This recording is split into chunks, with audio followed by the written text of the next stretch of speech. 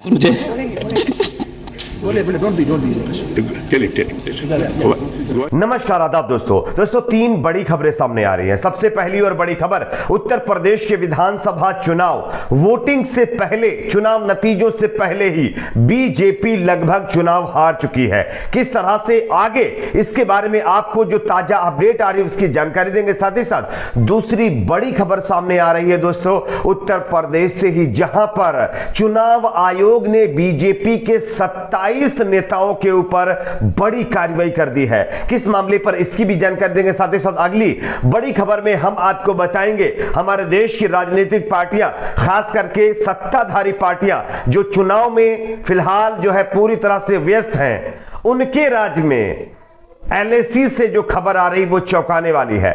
चीन ने कई जगहों पर कब्जा जमाने के बाद अब एक और नया कांड कर दिया है दोस्तों एलएसी पर। इसकी भी जानकारी आगे हम आपको देंगे। उससे पहले एक छोटी सी रिक्वेस्ट करेंगे, इस वीडियो को ज्यादा से ज्यादा लाइक करिए, शेयर करिए, चैनल को सब्सक्राइब करके बेल आइकन को जरूर प्रेस कर लीजिए। वैसे उत्तर प्रदेश के विधानसभा चुनाव से पहले बीजेपी में जिस तरह की भगदड़ मची हुई है, उससे ऐसा लगता है कि चुनाव से पहले ही बीजेपी की आधी पार्टी के नेता जो है दूसरी पार्टियों में चले जाएंगे। खैर, उसका डैमेज कंट्रोल करने में भी बीजेपी लगी हुई है। खैर, उसको कितनी कामयाबी मिलेगी ये देखने वाली बात है। लेकिन खबर आ रही है दोस्तों कि अब उत्तर प्रदेश के विधानसभा चुनाव से पहले बीजेपी को एक और बड़ा झटका लगा है। यहां पर किसानों ने बीजेपी के खिलाफ बहुत बड़ा ऐलान कर दिया दोस्तों। जहां एक तरफ कल ही किसानों ने ऐलान किया था कि बीजेपी के खिलाफ वो उत्तर प्रदेश में एक आंदोलन शुरू करने वाले हैं अजय मिश्रा टेनी की बर्खास्तगी को लेकर के, और किसानों से किए गए वादे पूरा ना करने को लेकर के।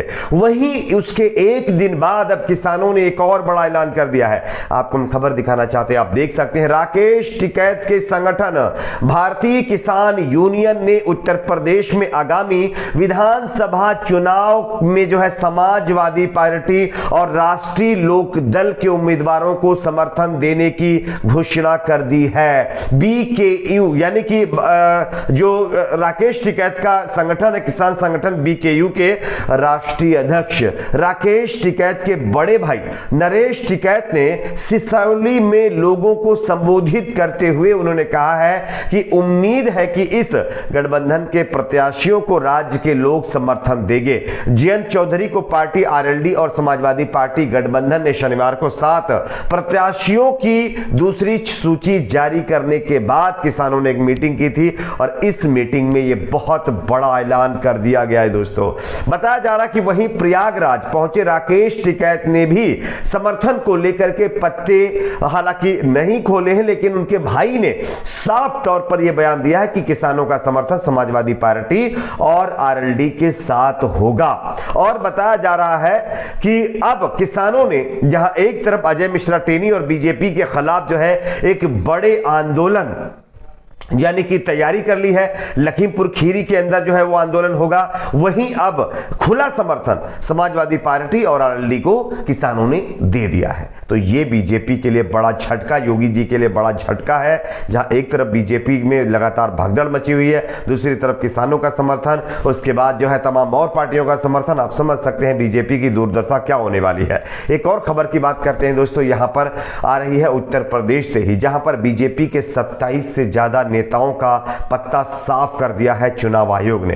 हालांकि यह कार्रवाई की है, जानकारी के मुताबिक हम आपको खबर दिखा रहे, देख सकते हैं।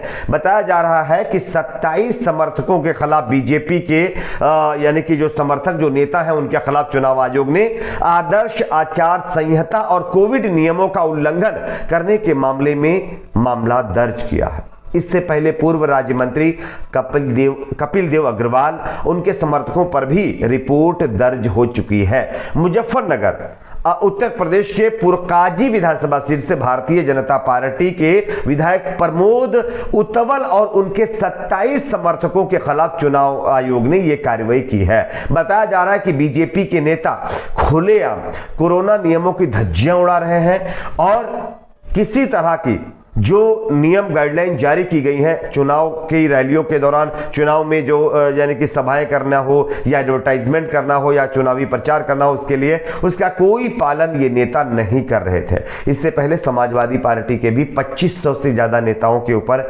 यानी कार्रवाई की गई थी। उसके बाद अब बीजेपी के 27 से ज्यादा नेताओं के ऊपर इस तरह की कार्रवाई की गई है और अब देखना है कि इन लोगों के ऊपर जो मामला दर्ज हुआ है इस पर चुनाव आयोग क्या कदम उठाता है, कार्रवाई क्या करेगा। क्या इन लोगों के खिलाफ जो चुनाव में ये लोग लगातार खुलेआम एडवर्टाइजमेंट कर रहे हैं, चुनाव प्रचार कर रहे हैं, इस पर पाबंदी लगाएगा या कुछ और। खैर, एक और खबर की बात कर लेते हैं दोस्तों। यहां पर खबर आ रही है चीन और भारत एलएसी बॉर्डर से। आप सभी जानते होंगे मोदी जी जब सत्ता में नहीं आए थे तब कहा था जो है हम सीमाओं की रक्षा करेंगे। उसके बाद जब चुनाव जीत गए तो कहा था देश नहीं बिकने देंगे और एक के बदले 10 लेकर के आएंगे। लेकिन ये सब कुछ तो हो नहीं पा रहा है, उल्टा चीन हमारी सीमा की जो है कहीं ना कहीं एक तरह से घुसपैठ हमारी सीमा में लगातार कर रहा है। एक खबर मैं आपको दिखा रहा हूं, आप इस खबर को देखिए।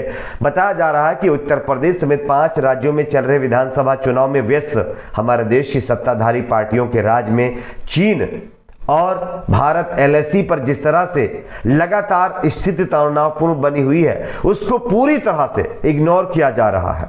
आपको मैं एक खबर दिखाता हूं, आप देखिए। बताया जा रहा है कि पाकिस्तान से ज्यादा खतरनाक दुश्मन हमारा चीन है, क्योंकि चीन लगातार अपनी फोर्स को एलएसी के ऊपर डिप्लॉय कर रहा है और लगातार हमारे देश की जमीन को छीनने की अपनी जो है एक स्ट्रेटेजी बना रहा है, अपनी प्लानिंग तैयार कर रहा है। लेकिन अब इसी बीच खबर सामने यह आई है कि चीन अब भूटान के विवादित क्षेत्रों में अवैध तरीके से अपने गांव भी बसा रहा है।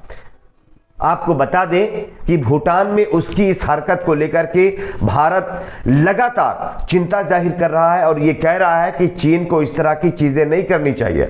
और खतरे की बात यह है कि वो जो है कई जगहों पर डोकलाम से महज 30 किलोमीटर दूर है जहां पर चीन जो है गांव बसा रहा है। वहीं डोकलाम जहां 2017 में चीन और भारत के सैनिकों के बीच झड़प हुई थी, हमारी सेना के जो है आमने सामने आने के बाद 20 हमारे जवान शहीद हुए थे। यह जगह ट्राई जंक्शन डोकलाम पठार से लगभग इतनी ही दूरी पर स्थिति है।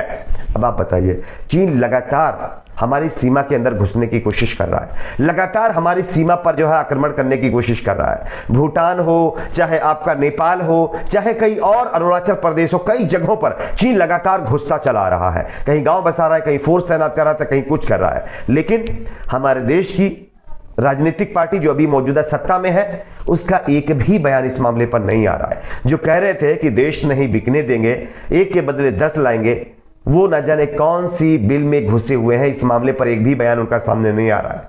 लेकिन अगर आप उनसे सवाल करेंगे इसके बारे में तो आपको सीधे एंटी नेशनल बता दिया जाएगा कि ये तो एंटी नेशनल है, इसने ये सवाल ही क्यों पूछ लिया, देश के बारे में सवाल क्यों पूछ रहा है, हमारी तारीफ करिए खाली, तब आप जो है पार्टियों के लिए अच्छे रहेंगे। आपकी अपनी इस प्रकार नीचे कमेंट बॉक्स में जरूर बताइए। वीडियो को लाइक शेयर, चैनल को सब्सक्राइब जरूर।